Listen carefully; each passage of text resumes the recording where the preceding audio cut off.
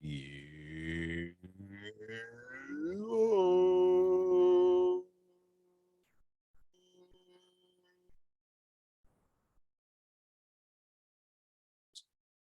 Greetings, fellow Watford fans. Omar here, and it's time for another edition of the Orns Friday Focus on Crystal Palace versus Watford at Selhurst Park tomorrow.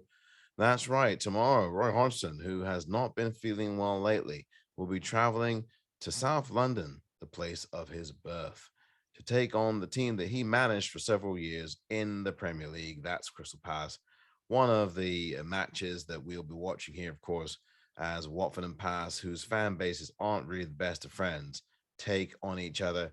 And some ex-Watford players, we'll see Will Hughes, if he is healthy, against us on Saturday at Selhurst. Now, the last time Palace played Watford, Watford got rolled over 4-1 at the Vic. Embarrassment indeed in that one for us. But hopefully we'll play a whole lot better than we did back that night at the Vic, as Watford now really with nothing to lose because they will be heading down, and they could head down, in fact, as early as tomorrow evening. If they were to lose this game against Crystal Palace, it would be over for Watford in the Premier League officially, something that we've known now for quite some time, that this team will be in the Championship next season. But one more defeat for Watford will officially seal it for them to head back down to the Championship from whence they came a year ago. Crystal Palace, who have been short of form over the last few weeks since reaching the FA Cup semi-final, will, I am sure, keenly look to dispatch Watford and be the team that officially sends Watford down. I'm sure their fan base would get nothing more than sheer delight and pleasure out of that happening.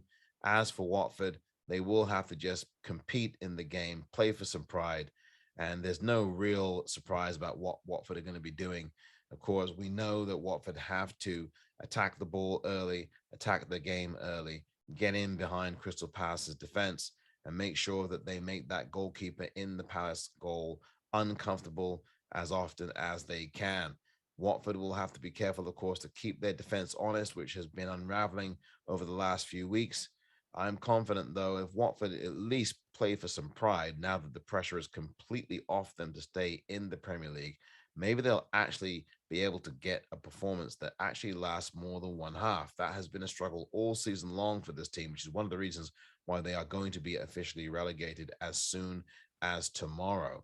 But certainly in the next week or so, if it doesn't happen tomorrow, it will certainly happen by the time they take on Leicester a week later, because in between those two games, between the Palace and Everton, Palace and Leicester game, comes the Everton game in midweek next week. So one of these three games and these next three is going to see Watford officially relegated.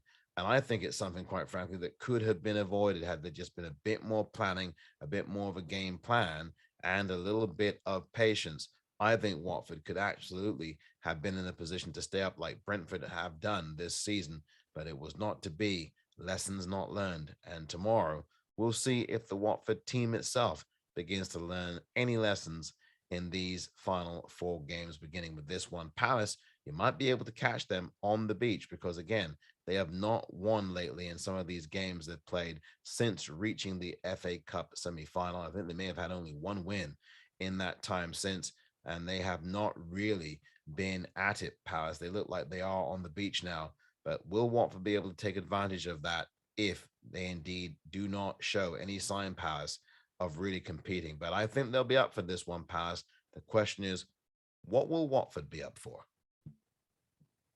This has been the Orns Friday Focus.